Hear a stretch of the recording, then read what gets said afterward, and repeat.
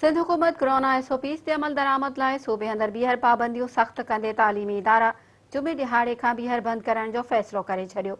वरी वज़ीर मुराद अली शाह चयो आहे त कराची जी सूरत-हाल इंतिहाई ख़राब आहे। वज़ीर आला हाउस कराची में वॾे वज़ीर सैयद मुराद अली शाह जी सदारत हेठि कोरोना बाबति टास्क फोर्स जो इजलास थियो, जंहिं दौरान सिहत खाते कोरोना सूरत-हाल बाबति आगाही ॾिनी। इजलास में ब्रीफिंग ॾींदे ॿुधायो वियो त गुज़िरियल ॾींहुं कराची में कोरोना केसनि जे मुस्बत अचण जी शरह 17% रही। सिंध में मजमूई केसनि जी शरह 7.4% ताईं पहुची वई आहे।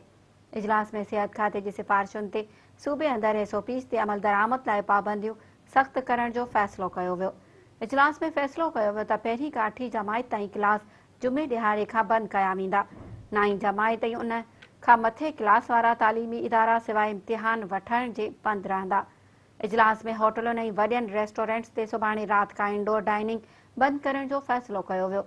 तफ़रीही बाग़नि, water parks, sea view, Hawks Bay, Keenjhar ढंढ खे जुमे दिहाड़े खां बंदि करण जो पिणु फ़ैसिलो कयो वियो, छॾे त सिनेमा घरनि, इंडोर जिम्स ऐं इंडोर रांदियुनि ते पाबंदी लॻाई वई।